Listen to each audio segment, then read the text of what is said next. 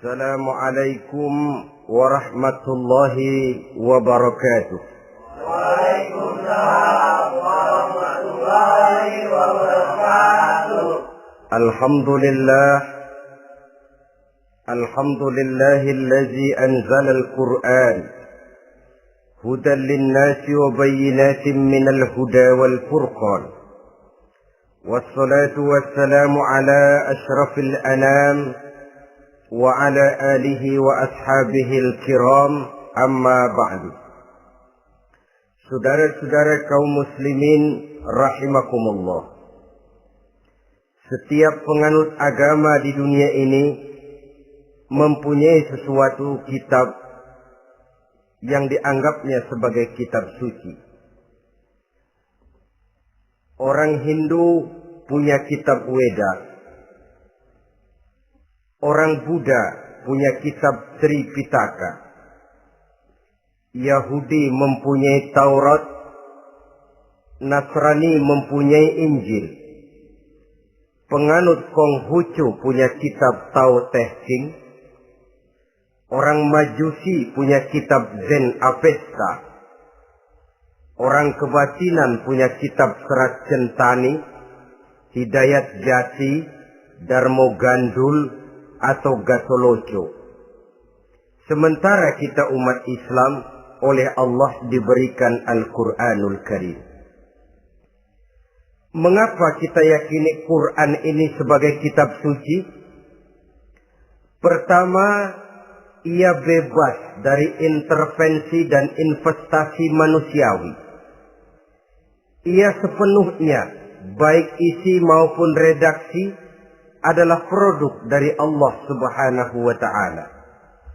Kita yakini Quran kitab suci karena sampai hari ini belum ada seorang pun yang sanggup membuat seperti itu.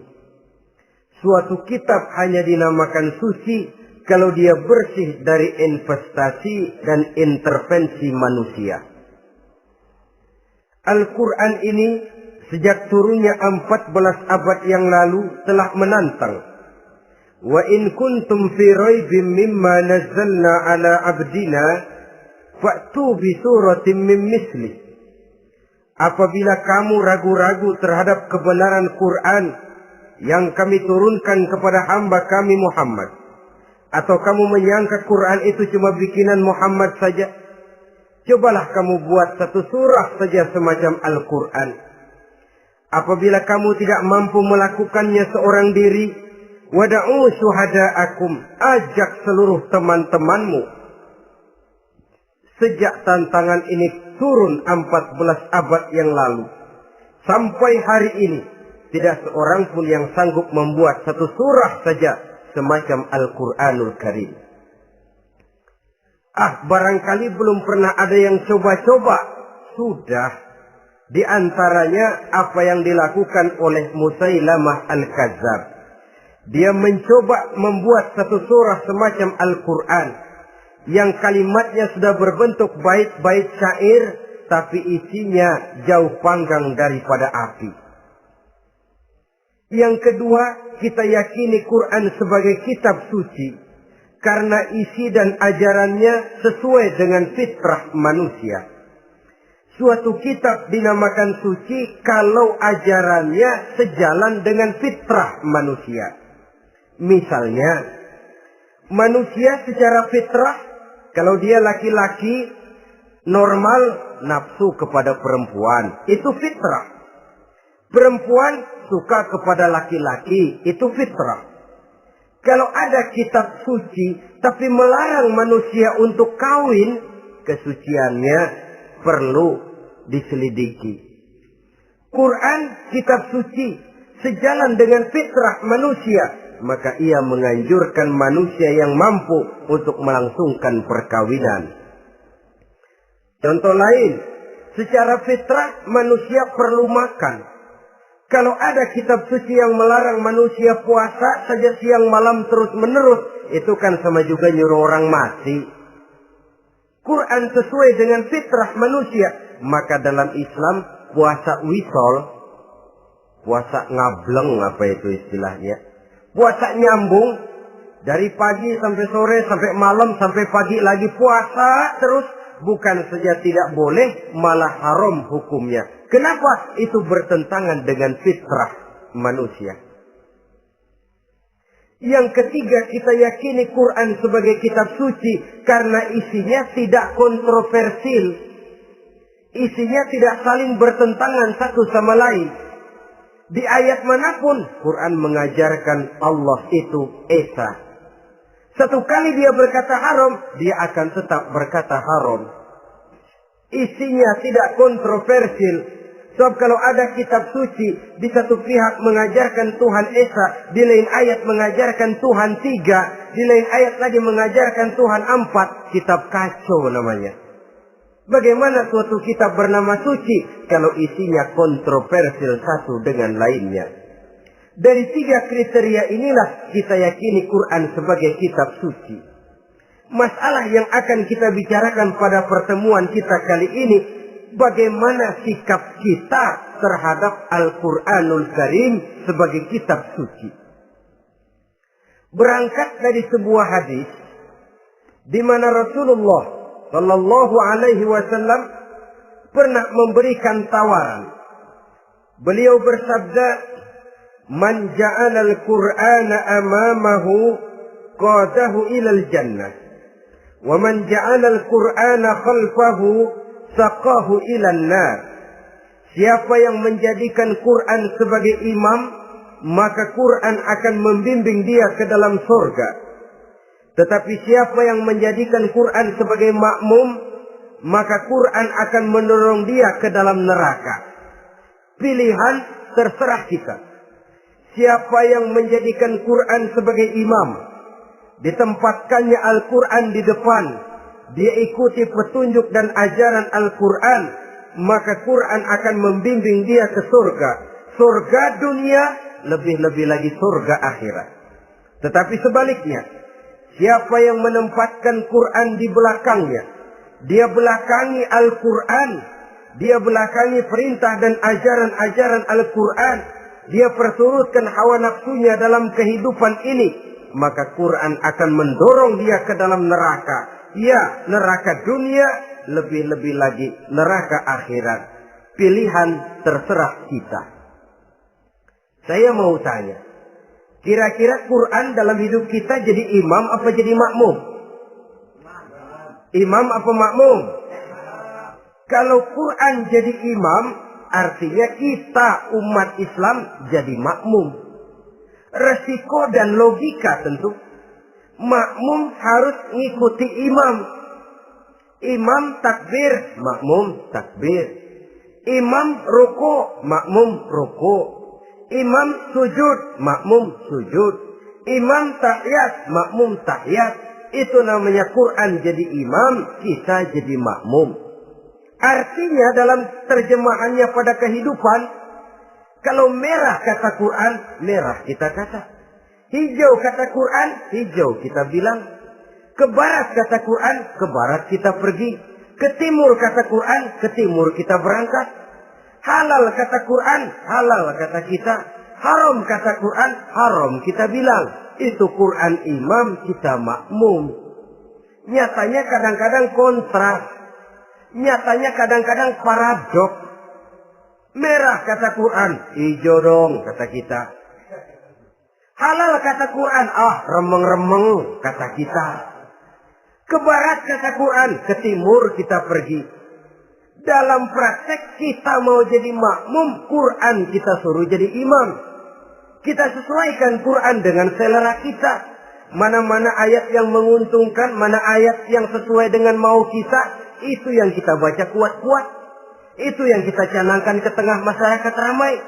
Tapi manakala Quran itu bertentangan dengan nafsu kita, bertentangan dengan gaya dan kepribadian kita, kita umpetin itu Quran. Kalau kita cuma umpetin lumayan, kadang-kadang kita tuduh Quran ketinggalan zaman. Kita anggap Quran tidak relevan lagi dengan situasi dan kondisi. Kalau sudah begitu, sudah menyeberang terlalu jauh namanya. Saudara-saudara kaum muslimin rahimakumullah. Inilah makna hadis Nabi yang diriwayatkan dari Imam Ali bin Abi Thalib, bersabda Rasul, "Man qara'al Qur'ana fastazharahu fa ahalla halalahu wa harrama haramahu adkhalahul jannah." Barang siapa yang membaca Al-Quran lalu memperhatikannya, kemudian menghalalkan yang halal dan mengharamkan yang haram, maka Allah akan memasukkan orang itu ke dalam surga. Ya surga dunia, ya surga akhirat. Apabila kita renungi hadis ini, maka untuk berimam kepada Al-Quran ada 3 jalan utama yang harus kita laksanakan. Pertama, dari kalimat man qara'al Qur'an, barang siapa yang membaca Al-Quran. Ini artinya siapa yang ingin menjadikan Quran sebagai imam di dalam kehidupan, jalan pertama yang harus ditempuhnya menanamkan kegemaran membaca Al-Quranul Karim. Al-Quran gharibun fima baina qaumin la yaqra'una. Quran akan jadi asing, Quran akan jadi aneh kalau terletak di tengah rumah orang Islam yang tidak suka membaca Al-Quranul Karim. Jadi langkah pertama, tanamkan kegemaran membaca Al-Quran. Saya tidak menyalahkan kalau remaja kita gandrung kepada Stevie Wonder. Baik kalau mereka senang kepada suara emasnya Michael Jackson atau suaranya Madonna. Tapi kalau sampai harus mengalahkan kecintaan mereka kepada membaca Al-Quran, ini ironi. Sebagai orang tua, kalau anak-anak kita buta huruf Latin, katanya menghambat pembangunan. Bahkan pemerintah saja menggalakkan bebas 3B itu. Buta aksara diantaranya, supaya rakyat bisa membaca huruf Latin. Kalau anak-anak kita buta huruf Latin, katanya menghambat pembangunan. Bagaimana kalau anak-anak kita buta huruf Quran? Jelas saja menghambat proses kesadaran dan kebangkitan dari dunia Islam itu sendiri. Satu contoh ringan. Dulu sebelum pembangunan merata, listrik belum lagi masuk desa, kampung gelap, rumah pakai lampu minyak. Kalau kita masuk kampung, terasa banyak orang Islam. Kenapa? Di rumah sebelah sana kita dengar anak muda sedang latihan baca rawi. Sebelah sini ibu-ibu sedang selawatan. Di rumah sana remaja sedang baca Quran. Pembangunan maju, listrik masuk desa. Alhamdulillah. Tapi apa yang kemudian terjadi? Proses pergeseran nilai. Setelah listrik masuk desa, radio main kenceng-kencengan. Televisi main gede-gedean. Baca Quran sudah barang aneh, langka. Tengoklah sekarang kalau kita masuk kampung, ada yang remaja sedang baca Quran. Rasanya kok aneh, nggak umum. Sesuatu yang baik malah menjadi nilai-nilai keanehan. Saudara-saudara kaum muslimin rahimakumullah, tanamkan kegemaran membaca. Dalam satu hadis Nabi pesan, nawiru buyutakum bitilawatil Quran. Sinari rumah tanggamu dengan bacaan Quran. Sebab listrik ini cuma bisa menerangi gelap, tapi tidak akan sanggup menerangi hati manusia. Quran produk Allah dibaca dalam segala keadaan, tepat dan pantas. Lihat saja, orang sedih baca Quran, terhibur. Orang gembira baca Quran, tidak lupa diri. Di rumah mewah ada yang baca Quran, bagus. Di gubuk reot di pinggir kali ada yang baca Quran, cocok. Orang kawin dibacakan Quran, bagus. Orang mati dibacakan Quran, tidak jelek. Dalam segala keadaan, in all season, bahasa kerennya, dia pantas dibaca. Saudara-saudara, bahkan orang sakit gigi pun kalau dengar baca Quran, tidak marah. Coba lihat. Dia senang benar lagu Michael Jackson, tapi giliran sakit gigi. Coba setelin lagu Michael Jackson, kalau nggak mencah-mencah. Kamu gila apa nggak tahu saya lagi sakit gigi? Tapi coba bacakan Quran. Dia pasti tidak marah. Begitu besar daya pengaruhnya. Bahkan Abu Jahal sama Abu Lahab pernah rapat. Kata Abu Jahal sama Abu Lahab, Mas Lahab, gini loh Mas. Kenapa? Ini saya pikir-pikir salah satu yang menyebabkan kenapa saudara kita banyak ikut ajaran Muhammad. Mereka kalau sudah dengar bacaan Quran terpesona. Jadi kita blokir saja. Caranya gimana? Kasih pengumuman kepada Quraisy, jangan sekali-kali mau dengerin Muhammad baca Quran. Kamu juga jangan. Dan kamu, saya pun begitu. Mari kita janji, tidak mau dengar bacaan Quran. Salaman. Pulang ke rumah masing-masing. Dapat 1 hari tahan, 2 hari bertahan, 3 hari, seminggu ke atas. Abu Jahal mulai ada semacam rindu. Kangen pengen dengar ayat Quran. Karena secara pribadi dia mengakui keindahan gaya bahasanya jauh lebih tinggi dari kemampuan penyair Quraisy. Isi ajarannya sangat dalam dan menyentuh segi-segi kehidupan manusia. Gak tahan Abu Jahal kayak dikilikin hatinya. Keluar rumah mindik-mindik, umpet-ngumpet. Ngempet di rumah Nabi. Pengen dengar Nabi baca Quran.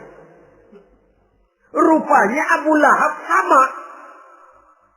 Pikir Abu Jahal, Abu Lahab gak bakalan keluar. Abu Lahab berpikir, Jahal pasti di rumah. Dua-duanya bareng berangkat ke rumah Nabi. Cuma yang satu dari sebelah barat, yang satu dari sebelah timur. Ngempet, ketemu di sudut, sama-sama kaget.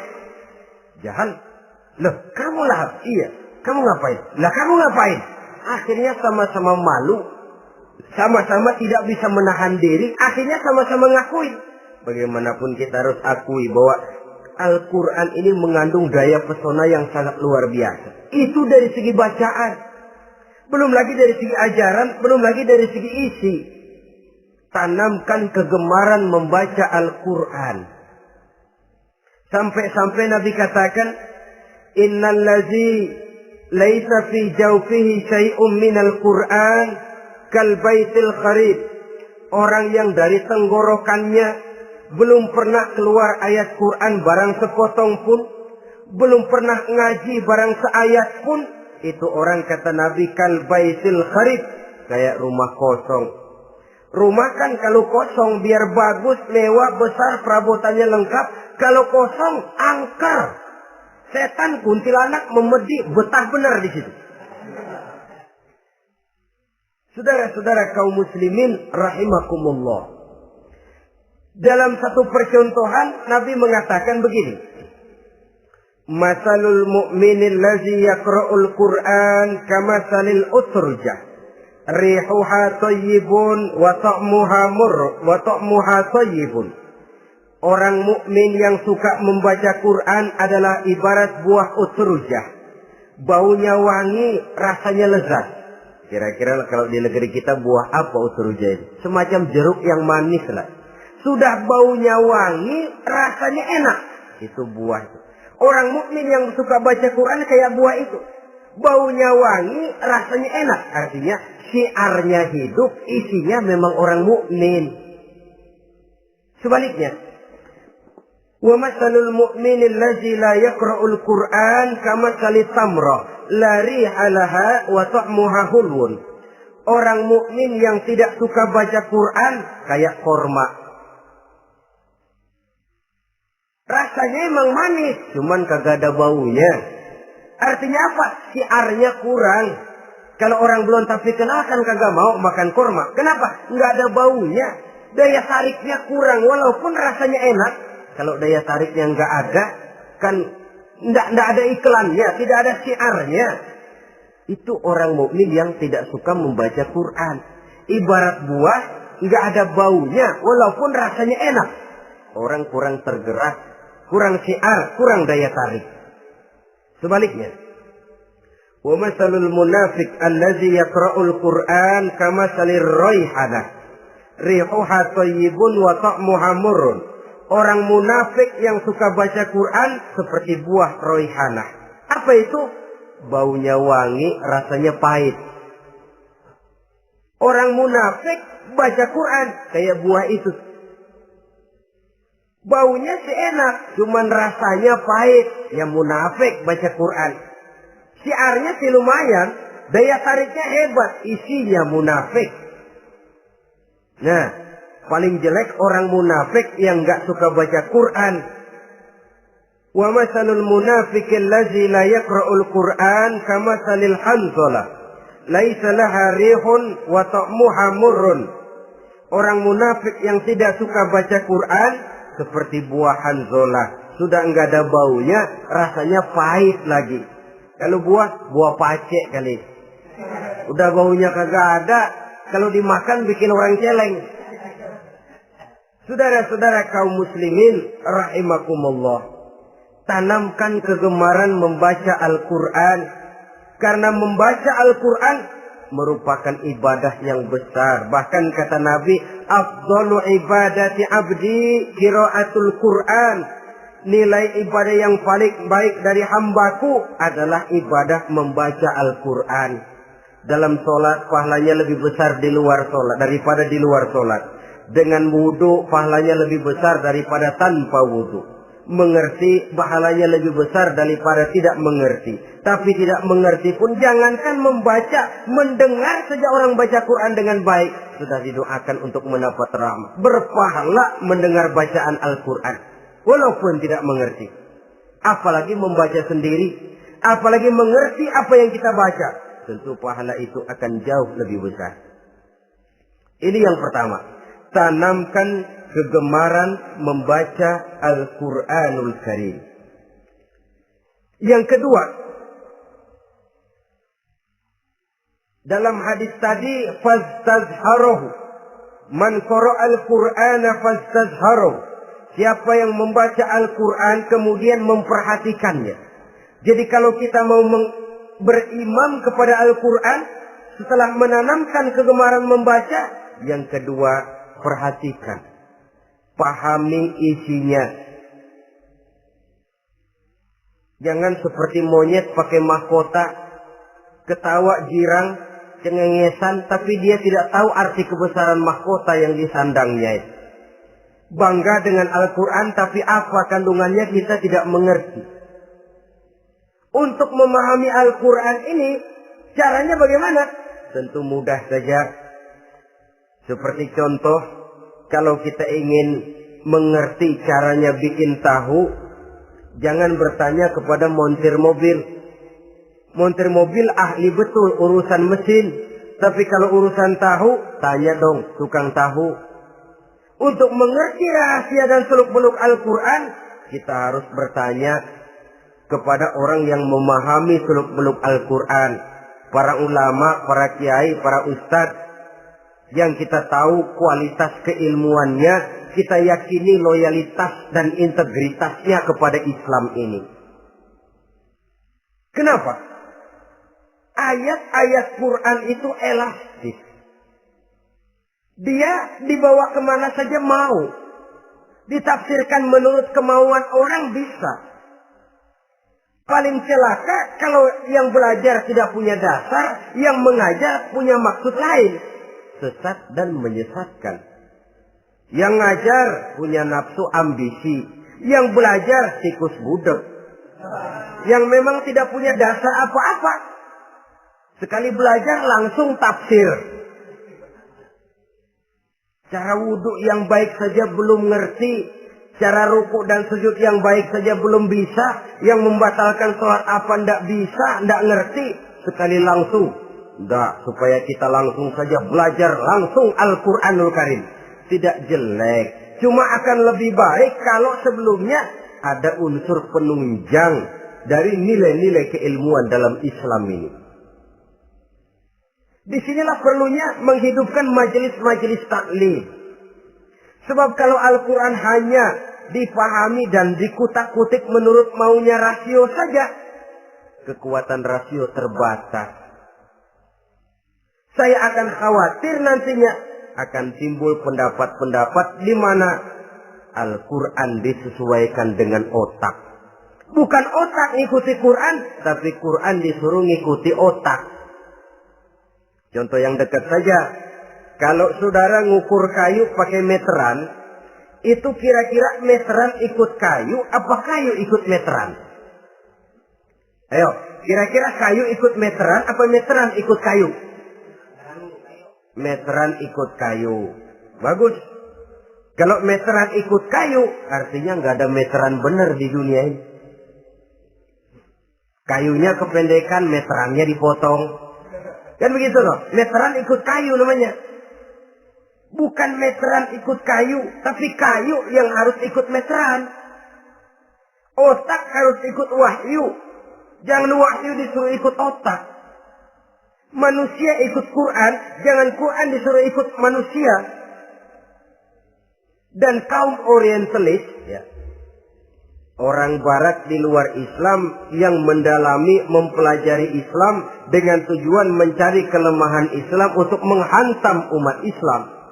Itu sengaja mencari ayat-ayat yang mereka kumpulkan untuk menghantam umat Islam. Supaya mereka meragukan Qur'annya untuk kemudian pada suatu saat meninggalkan Qur'an sama sekali. Timbullah pendapat ada ayat Quran yang sudah tidak sesuai lagi katanya dengan situasi dan kondisi. Seolah-olah otak manusia sudah jauh lebih pintar daripada Al-Quranul Karim. Saudara-saudara kaum muslimin rahimakumullah. Inilah yang kita berlindung dari Allah.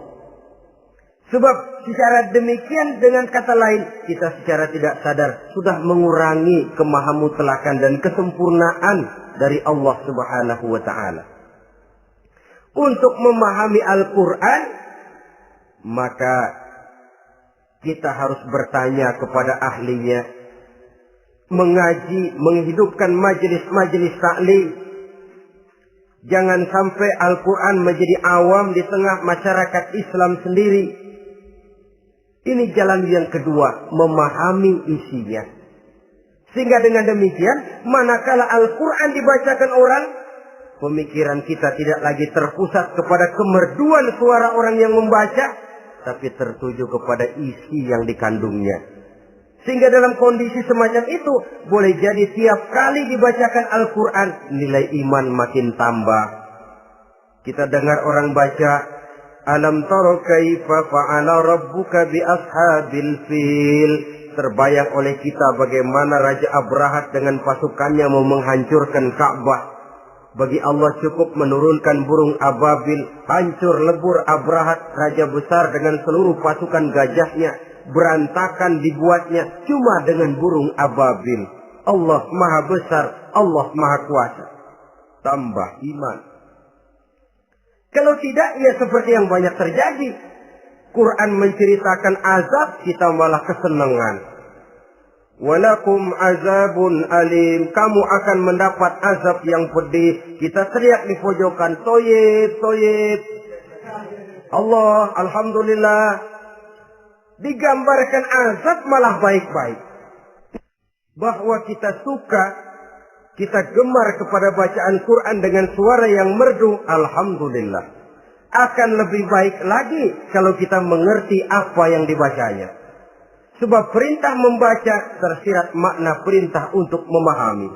Perintah memahami tersirat makna untuk mengamalkan. Dengan kata lain, kita hanya bisa mengamalkan Quran dengan baik kalau kita mengerti isinya. Kita hanya bisa mengerti isinya kalau kita rajin membacanya. Baik membaca yang tersirat, baik membaca yang tersurat dengan petunjuk para alim ulama, para kiai, dan orang-orang yang ahli di bidang itu. Saudara-saudara kaum muslimin rahimakumullah, inilah jalan kedua. Upayakan memahami isinya. Hidupkan kajian-kajian agama, hidupkan majelis-majelis taklim. Jangan sampai Al-Quran asing di hati kita sendiri. Jangan sampai kita awam terhadap makna kandungan dan ajaran Al-Quran. Sementara kita yakini bahwa dialah yang akan bisa membimbing kita menuju kebahagiaan sejak dari dunia sampai ke akhirat nanti. Jalan ketiga untuk berimam kepada Al-Quran, setelah menanamkan kegemaran membaca, lalu berupaya memahami isinya, yang ketiga adalah mengamalkannya dalam kehidupan, sesuai dengan kemampuan yang kita miliki. Quran tidak akan membawa berkah Kalau ajaran yang terkandung di dalamnya kita baca, tapi kemudian kita injak-injak dalam praktek kehidupan. Quran mengatakan riba haram, tapi praktek kita dalam hidup malah senang betul kepada riba. Quran mengajarkan jagalah kesatuan persatuan dan ukhuwah Islamiyah. Praktek yang kita lakukan malah centang perenang, malah saling bertolak belakang, malah kadang menjegal kawan seiring, menggunting dalam lipatan, ramai kita dengan kita. Lalu kelemahan pun menjadi kenyataan di mana-mana. Quran sekali lagi tidak akan membawa berkah kalau yang kita baca kita injak-injak. Tentang pengamalan Al-Quran ini, Allah Subhanahu wa ta'ala mengklasifikasi manusia dalam firman-Nya. ثم أورثنا الكتاب الذين اصطفينا من عبادنا. Kemudian kami wariskan Al-Quran ini kepada hamba-hamba kami yang kami pilih.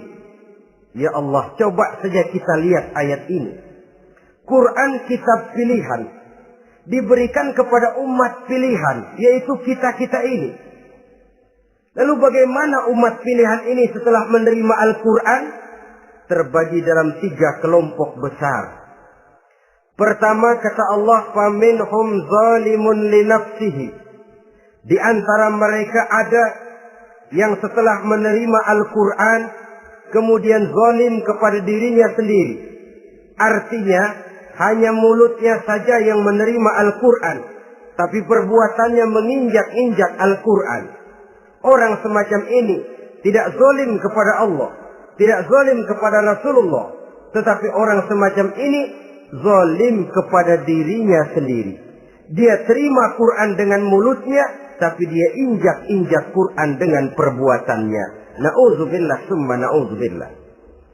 Kelompok yang kedua, faminhum muqtasid.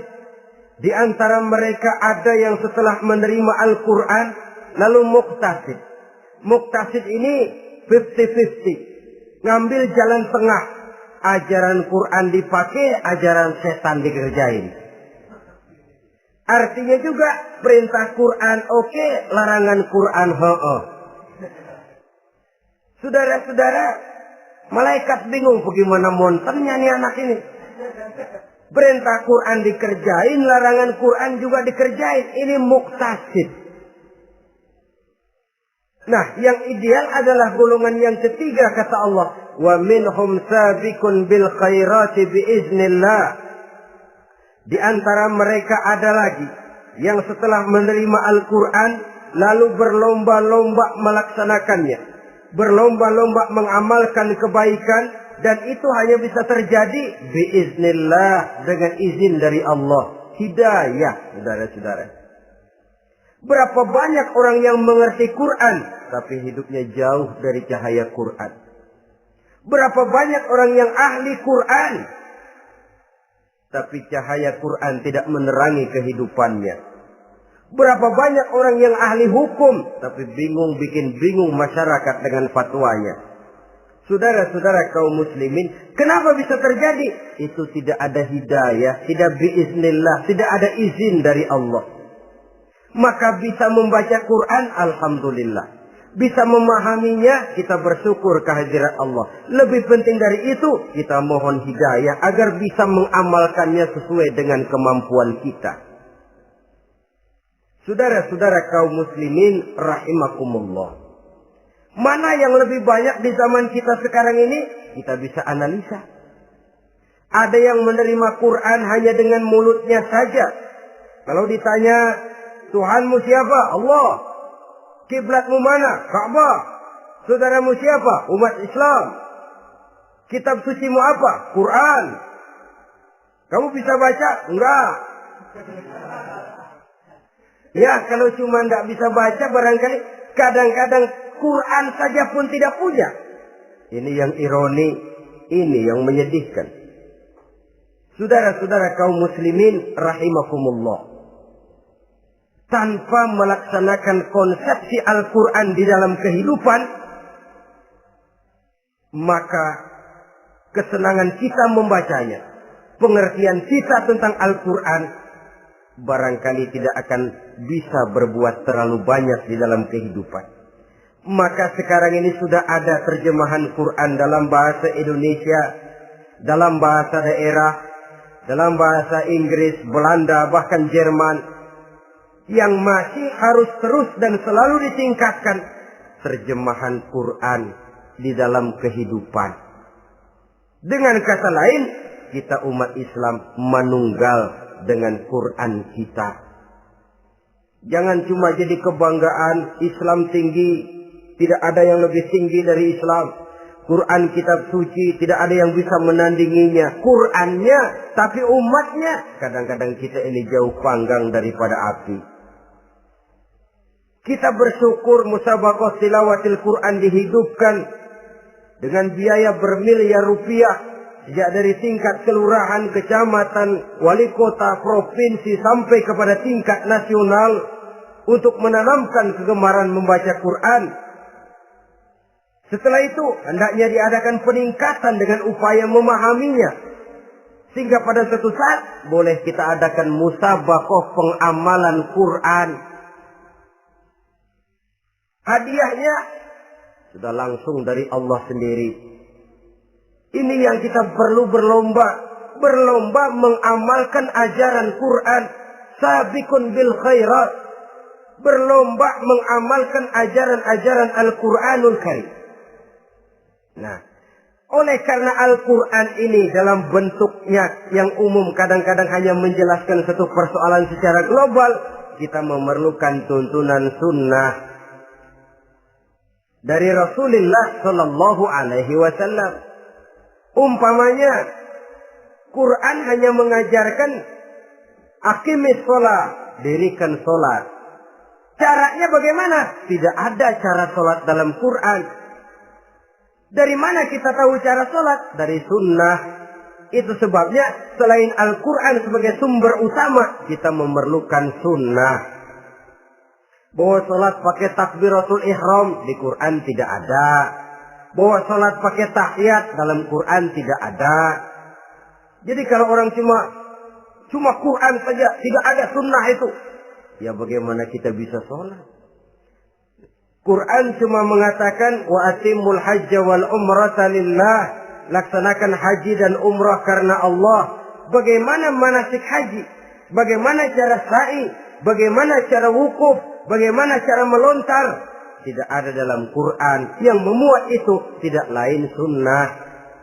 Untuk memahami Quran dan sunnah ini, kita memerlukan orang yang menguasai Quran dan sunnah. Oleh karena itu kita perlu petunjuk kepada para ulama.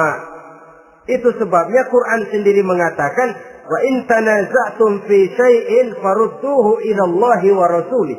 Apabila kamu berbeda pendapat tentang suatu persoalan, kembalikan kepada Allah dan Rasulnya. Kembalikan kepada Allah artinya kembalikan kepada Quran. Kembalikan kepada Rasul, maksudnya kembalikan kepada sunnah. Siapa yang mengerti Quran dan sunnah? Para ulama yang kualitas ilmunya kita yakini, loyalitas dan kredibilitas serta integritas keislamannya bisa menjadi panutan. Saudara-saudara kaum muslimin rahimakumullah. Dengan demikian, kalau orang berkata, langsung saja memahami Quran. Sekarang kan sudah banyak terjemahannya. Tidak usah lewat ulama-ulamaan. Saya tidak mencela, cuma agak mengkhawatirkan. Kalau dia memahami Quran cuma sekedar lewat terjemahannya saja, sangat mungkin jadi dia bisa salah paham. Kita memerlukan bantuan sunnah. Kita memerlukan petunjuk para ulama yang menguasai di bidang itu. Kembalikan kepada Quran dan sunnah artinya bertanya kepada orang yang memahami Quran dan sunnah. Loh, dengan begitu kan akan terjadi perbedaan pendapat. Perbedaan pendapat sesuatu yang halal sepanjang tidak menyebabkan kita berpecah belah. Halal berbeda pendapat, asal diletakkan pada proporsinya. Apalagi kalau perbedaan pendapat itu cuma masalah teknis, bukan masalah prinsip. Kenapa tidak pulang saja kepada tuntunan Quran? Lana a'maluna wa lakum a'malukum. Kami akan mengamalkan amalan yang kami yakini benarnya. Saudara persilahkan mengamalkan amalan yang saudara yakini benarnya. Sama-sama punya alasan, sama-sama punya dalil. Tidak usah saling menyalahkan. Tidak usah saling mengklaim, merasa yang paling benar, orang lain salah semua. Kemukakan argumen, jangan sentimen. Harus dengan semangat mencari kebenaran, bukan untuk mencapai kemenangan. Kalau sentimen lebih penting dari argumen, kalau kemenangan lebih diutamakan dari mencari kebenaran, yang berlaku kadang-kadang gengsi. Kalau sudah gengsi, yang bicara emosi. Kalau sudah emosi, istilah kita di kampung, ngambek. Gedean ilmunya sama ambeknya. Kadang-kadang, saya kalau nggak jadi imam nggak mau sembahyang di situ. Kalau nggak jadi imam, orang lain dianggapnya kagak sah sembahyangnya. Pokoknya kalau nggak ngaji sama saya, Islamnya kurang benar. Mengklaim. Perbedaan pendapat wajar, halal, asal tidak menyebabkan kita berpecah belah. Dan sewajarnya kita lebih berusaha mencari titik pertemuan, memperbesar persamaan, dan bukan mengutak-utik perbedaan. Kadang-kadang inilah penyakit kita nih. Satu kunut, satu tidak sembahyang subuhnya. Bisa RT. Satu usoli, satu tidak. Bisa RW. Satu azan sekali Jumatan, satu dua kali. Bikin masjid lagi. Kenapa bukan persamaannya yang dicari? Kenapa justru perbedaannya yang diperbesar? Yang masalah macam ini sampai kiamat tidak pernah selesai. Kan lebih baik kalau kita ditanya orang, Pak, sholat subuh itu pakai kunut apa tidak sih? Kalau saya pakai. Kalau yang tidak pakai kunut bagaimana Pak? Betul, kata yang tidak pakai. Jadi yang pakai kunut betul? Betul, karena saya pakai kunut. Yang tidak juga betul? Betul, kata yang tidak pakai. Kalau yang kunut betul, yang tidak kunut betul, lalu yang salah yang mana Pak? Yang salah yang subuh nggak sembahyang.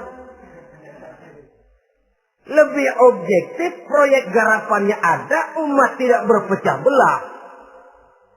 Ini yang konyol, kadang-kadang khutbah Jumat pakai membongkar khilafiyah, menghantam tahlil, menghantam kunut. Selesai sembahyang Jumat, apa yang terjadi? Umat resah, masyarakat gelisah, polemik timbul, masalah tidak terselesaikan. Orang jadi khotib itu raja dalam mimbar Jumat, siapa yang mau bantah dia? Kalau memang mau buka itu persoalan khilafiyah, buka dalam forum khusus. Adakan pengajian, jelaskan masalahnya secara luas, mendasar. Jangan mengklaim dan memponis. Berikan kebebasan kepada umat untuk menilai masalahnya selesai. Yang tidak puas bisa bertanya. Saudara-saudara, sudah lewat masanya kita meributkan soal itu. Sudah datang waktunya di mana kita lebih mementingkan dan membicarakan masalah-masalah yang lebih mendesak dihadapi oleh umat. Kemiskinan misalnya, kebodohan misalnya, keterbelakangan umpamanya, peluang untuk mendapatkan pendidikan yang layak bagi anak-anak kita yang berotak cerdas tapi tidak punya kemampuan ekonomi umpamanya. Itu akan lebih objektif ketimbang kita membicarakan masalah-masalah yang sampai kiamat tidak akan pernah selesai. Yang hanya akan menyebabkan kita menjadi lemah, persatuan koyak, solidaritas sosial lalu menurun, saling curiga menjadi tumbuh karenanya, dan pada akhirnya kita tidak akan pernah bisa berbuat banyak. Untung kalau tidak menjadi tertawaan bagi orang yang berdiri di luar pagar. Saudara-saudara kaum muslimin rahimakumullah. Sekali lagi, Al-Quran tidak akan membawa berkah kalau yang kita baca kita injak-injak.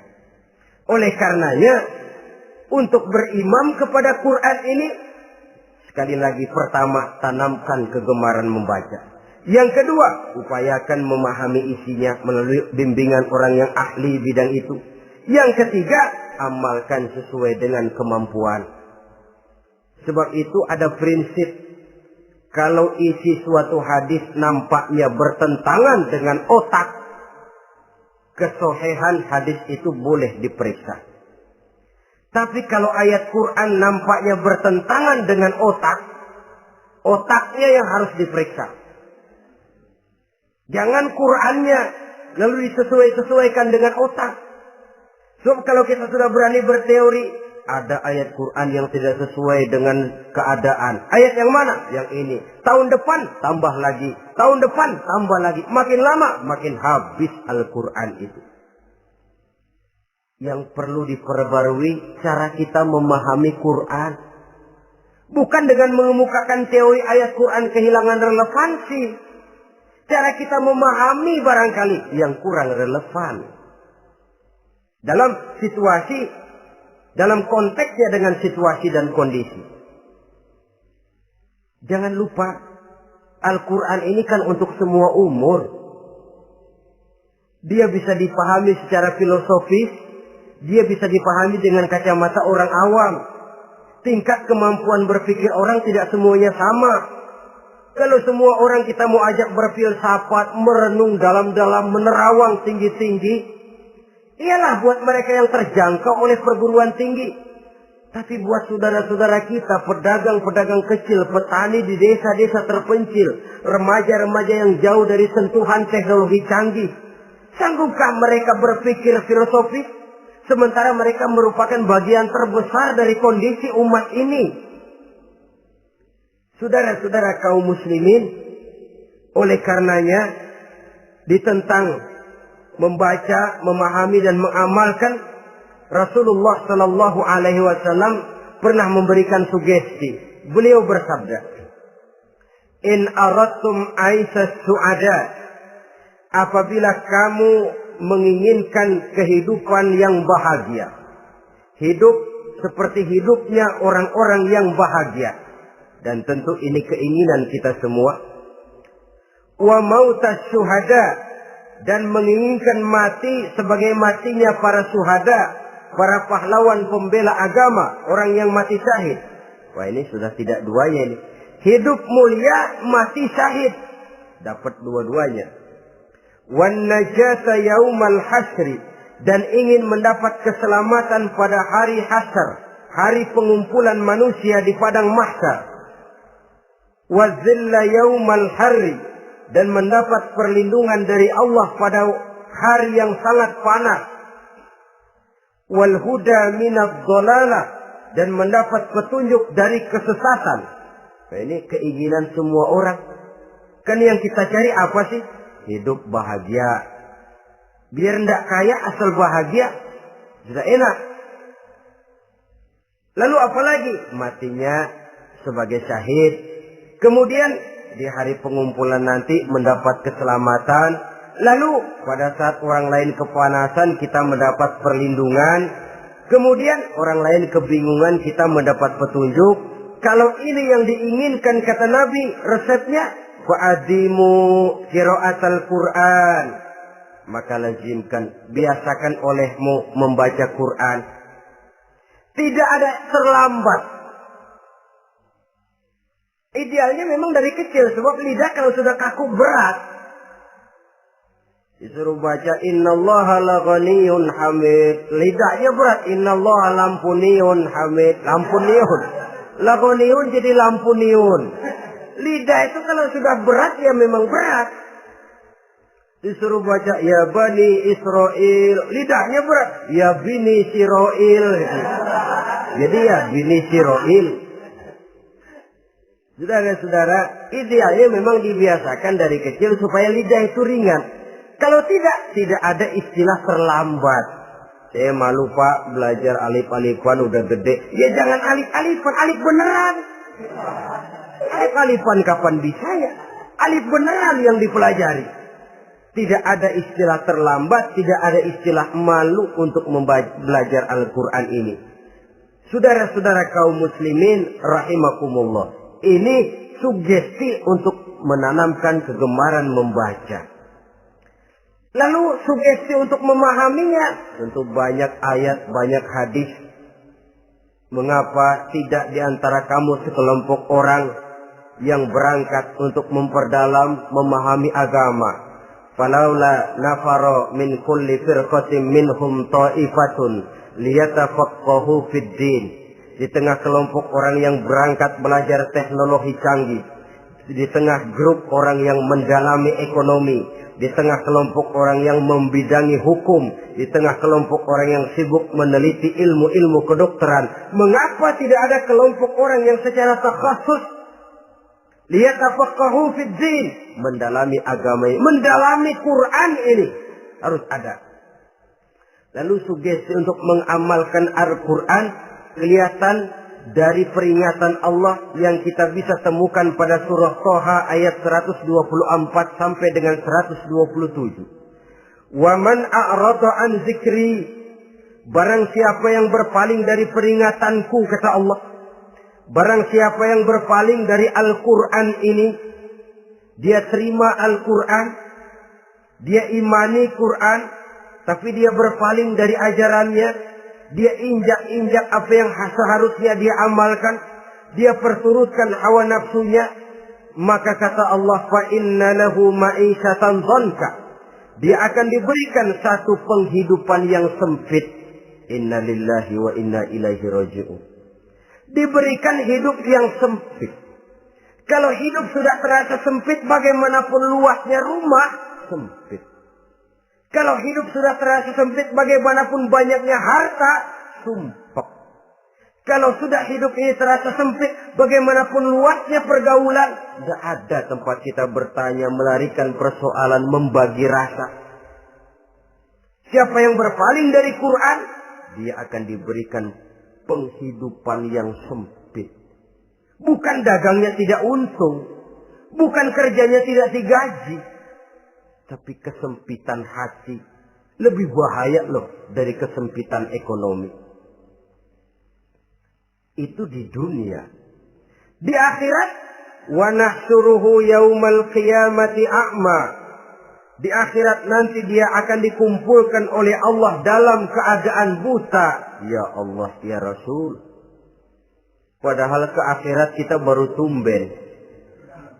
Sekali ke akhirat buta. Masya Allah. Di tempat kita lahir saja, kalau tadinya kita melihat, tahu-tahu menjadi buta, kita bingung. Padahal jalan sudah pernah kita lihat, arah sudah pernah kita tahu. Bagaimana di padang mahsyar nanti? Kemana jalan yang akan ditempuh? Kepada siapa kita hendak bertanya? Mana teman, mana istri, mana anak? Buta pula kita. Satu kesengsaraan yang merupakan puncak kesengsaraan. Dikala itu orang yang semacam tadi protes. Rabbi, lima hasyartani a'ma wa qad kuntu basira. Wahai Allah, kenapa hari ini saya dikumpulkan dalam keadaan buta? Padahal ketika di dunia dulu saya melihat, saya menyaksikan gunung yang menjulang tinggi ke angkasa. Saya melihat lautan yang luas terhampar biru membentang. Saya saksikan tanah, sawah luas menguning. Saya saksikan keindahan alam. Di dunia saya melihat Allah. Kenapa sekarang saya dikumpulkan dalam keadaan begini? Protes dia, tidak terima dia. Allah jawab, kadzalika atatka ayatuna fanasitaha. Kata Allah, begitulah memang. Dahulunya waktu di dunia telah datang ayat-ayat kami kepadamu. Telah turun Al-Quran, telah datang agama, fanasitaha, tapi kamu lupakan dia. Kamu lupakan Quran, kamu lupakan Islam. Datang ayat, turun Quran, turun agama. Kamu belaga pilon, kamu belaga enggak tahu. Wa kadzalikal yauma tunsa, maka hari ini pun begitulah kamu dilupakan.